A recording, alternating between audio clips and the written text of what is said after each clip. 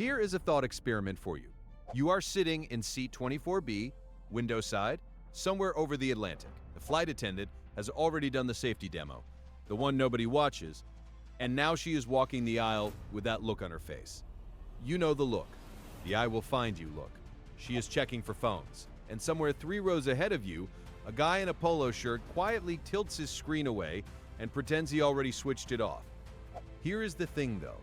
That guy in the polo shirt is probably not wrong to be skeptical, because most people sitting on planes today have quietly run the same mental calculation.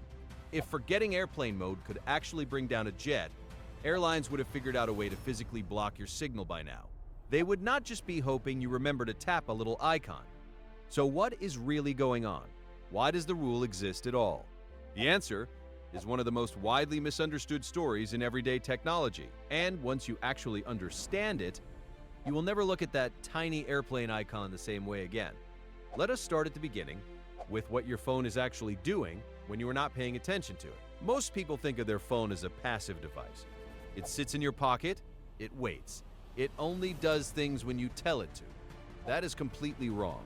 Your phone is relentlessly active every single second it has a signal. Even when the screen is dark and you have not touched it in an hour, your device is constantly broadcasting. It is pinging nearby cell towers, announcing its presence, negotiating connections, and refreshing its grip on the network. Think of it less like a sleeping pet and more like a toddler who will not stop tugging your sleeve saying, "Are we there yet? Are we there yet?" On the ground. This is totally manageable. Your phone locks onto a nearby tower, establishes a stable connection, and both parties settle into a quiet, efficient rhythm. The tower knows where you are, approximately. You are moving at human speeds, walking, driving, maybe jogging if you are one of those people. The system handles it without breaking a sweat. Now strap that same phone into an aircraft seat and everything changes. The moment your plane leaves the tarmac and begins climbing, your device starts losing its footing. The tower it was connected to fades. Your phone reaches for the next one, then the next, then the next. At cruising altitude, somewhere around 35,000 feet, your phone is no longer quietly chatting with one tower. It has line of sight to potentially dozens of them spread across hundreds of miles. And because your aircraft is moving at close to 500 miles an hour, your phone is blowing through each tower's coverage zone in a matter of seconds. Here is where it gets interesting. Your phone does not know it is on a plane. It has no concept of altitude or airspeed. All it knows is that the signal quality is terrible and getting worse. So it does what any panicking device does. It overcorrects, it cranks its transmitter power up to maximum, and starts screaming at every tower in range, desperately trying to force a connection. All of this is happening silently, invisibly, without you ever noticing, while you read your in-flight magazine and pretend to understand the duty-free catalog. Now multiply that one panicking phone by an entire aircraft cabin. A full wide-body jet carries around 300 passengers. Add in tablets, cellular-enabled laptops, smartwatches with their own SIM cards, and you are potentially looking at 400 or more independent transmitters, all operating at maximum output inside a metal cylinder, traveling at aircraft speed. The cabin does not catch fire. The pilots do not suddenly lose control. But down on the ground, something much more subtle and genuinely disruptive starts happening. This is where the real story begins, and it is not about the plane at all. The entire cellular network infrastructure you rely on every single day is built around a foundational assumption. The assumption is this: the people using it are on the ground. The engineers who design these systems, the technicians who angle the tower antennas, the software that manages handoffs between coverage zones, all of it was built for people moving at ground-level speeds. Walking, driving, maybe taking a train. The system can handle a car going 80 miles an hour on the highway just fine. It was never designed to handle a device ripping through its coverage zones at 500 miles an hour, 35,000 feet in the air. When a phone is flying at that altitude with cellular active, it does not just fail to connect properly. It actively creates problems for the network below. From the tower's perspective, this device is behaving like nothing they were built to handle. It is appearing in multiple coverage zones simultaneously. It is triggering handoff protocols that never complete. It is demanding routing resources for a connection that will never stabilize. And when hundreds of aircraft are in the sky over a busy region, think about the airspace over the northeastern United States or Western Europe. During peak travel hours, the cumulative effect of all those non-airplane mode phones is not trivial. The network is burning processing capacity, chasing connections it cannot serve. And that overhead degrades the experience for people actually standing on the ground, just trying to load a map or make a call. That is the actual reason regulators stepped in. Airplane mode is fundamentally a policy designed to protect ground-based infrastructure, not cockpit navigation equipment. The plane was never really the concern. Now, to be fair, there is a reason people assumed it was about the plane.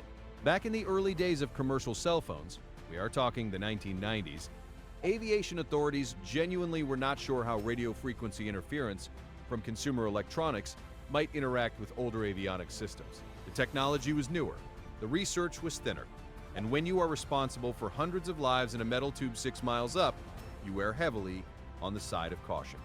The rule made complete sense under those circumstances. The problem is that the technology changed, the research caught up, and the public understanding never did.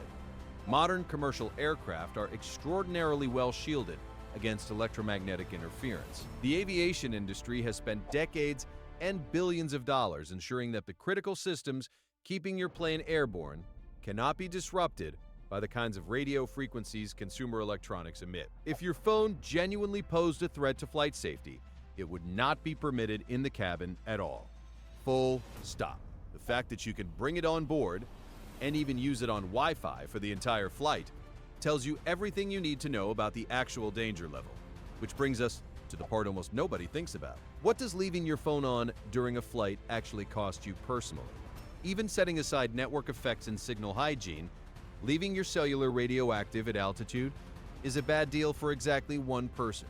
You. Your phone is running its transmitter at full power for the duration of the flight, desperately chasing towers it cannot hold, burning through battery life at a rate far higher than it would on the ground. You land in a new city, eager to order a car or pull up your hotel confirmation, and your phone is sitting at 11%. Not because you watched videos, not because you took 100 photos, simply because your device spent 4 hours doing an exhausting, pointless job you never asked it to do. Switching on airplane mode costs you nothing meaningful. You can still use Wi-Fi, you can still watch downloaded content, you can still use Bluetooth. The only thing you lose is a cellular connection that was never going to be useful at cruising altitude anyway.